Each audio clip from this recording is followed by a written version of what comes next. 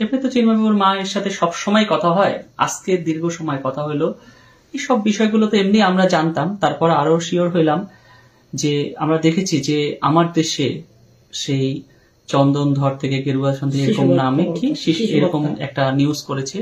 তা আমি সব বিষয়গুলো যেহেতু আমরা আগে থেকে জানতাম সবই মিথ্যা তথ্যগুলো। আবার আমি ওখানে শুধু চিন্ময়বাবুর ভাইয়ের নাম, মায়ের নাম, বাবার নাম ছাড়া, তার নাম ছাড়া সবই মিথ্যা।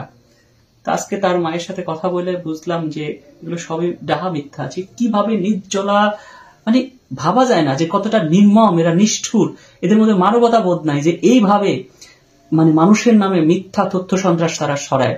যে চিন্ময়বাবু সে নাকি রাজনীতি করতো, সে রাজনীতি করার সময় কোথায় পাইলো? 7 বছর বয়স থেকে না শিশু বক্তা হিসাবে সে নেমে গেছে। সে রাজনীতিটা কবে করলো? সে নাকি রাজনীতি করতো, তার বাবা নাকি আওয়ামী লীগের সমাবেশে যে মারা গেছে।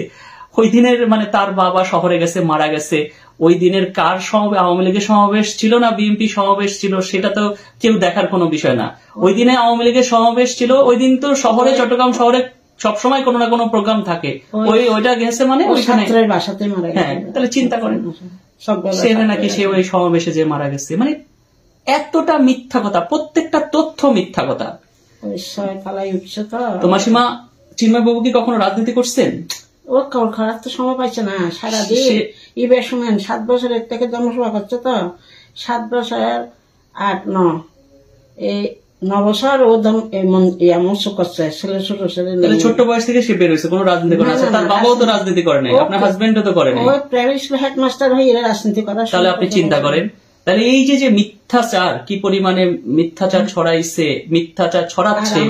আমি মনে করি যে বিবেক সম্পন্ন মানুষের এই বিষয়গুলো দেখা উচিত, যে আসলে মিথ্যা দিয়ে যদি কোনো কিছু বলতে হয় সত্য কথা বলা উচিত।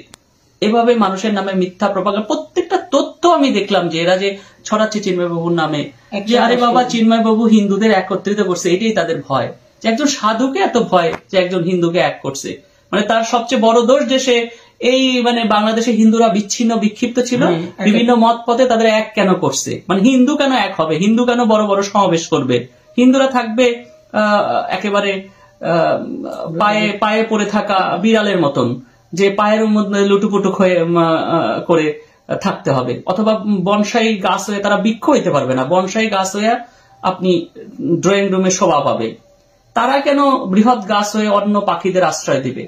এই সবকিছু মিলে আমি কেন, আপনি দেখছেন যে আমার কথার মধ্যে একটু রাগ ক্ষোভ চলে আসতেছে, কারণ আমি যে ওই যে নিউজটা হয়েছে এটার প্রত্যেকটা তথ্য চিন্ময়বাবুর মাকে জিজ্ঞেস করলাম এবং প্রত্যেকটা তথ্যই দেখলাম মিথ্যা। তা আসলে আমার খুবই খারাপ লাগছে। তো আরেকটি তথ্য যে চিন্ময়বাবুর সাথে তার মায়ের 3 বার কথা হয়েছে। তো কি বলছে চিন্ময়বাবু? শুধু কান্না, আমাকে দেখবে না, আসলে আমি মরে যাব, এই কথা কান্না করতে আর কিছু বলতে পারছি না। এর কান্নার পর থেকে আমি তো কিছু খাইতে পারছি না।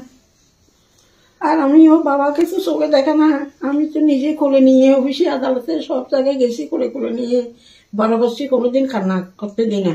কিন্তু এই 3-4 বারের কান্নাটা আমার জীবনে শেষবারের মতন কান্না। চিন্তা করবেন না। আর দেখেন ওকে কোলে নিয়ে জনসভা করাচ্ছে সবাই। আপনি কি মনে করেন মাসিমা যে চিন্ময়বাবু কোনো অপরাধ করছে? আমার ওর জীবনে তো ও না, ওর বাবু একদম সাধু। সবাই আমাদের শ্বশুরা, আমার বাবেরা সবাই তো ধর্মপতি। তাহলে আপনার এরকম সাধুকে এরকম যে অপরাধী সাজাইছে, এই বিষয় নিয়ে আপনার মতামত কি? এরা যারা সারাতে তারাদের অপরাধ ভগবানে বিচার করবে, আজকে না হলে কালকে। এখন এক সময় হয়ে যাবে, এরা করছে আর কি ভগবানের উপর। আমি তো সব করিয়ে অর্পণ করে দিছি কৃষ্ণের মতন। না হলে ছোট কালে 5 বছরের ছেলে কি 7 বছরের ছেলে জন্মসভা করতে, 5 বছরের ছেলে কি পূজা আস্থা করে না, রেন পূজা সবকিছু করতো। ব্রাহ্মণেরা বলতো যে আর আপনাদের পূজা আমি করবো না, তোমার ছেলে দিয়ে এ করো। তাহলে 7 বছরের ছেলে ধর্ম কোলে নিয়ে মুশকিলে নিছে, কুতুব দিয়ে নিছে, সব জায়গায় নিয়ে। আমি বলতাম যে আমার ছেলেকে আমাকে আবার আনিয়ে দিতে হবে, কিন্তু আমি বিশ্বাস করতে পারতাম না যে কোলে করে নিয়ে যাচ্ছে, তার থেকেও পিছনে নাই।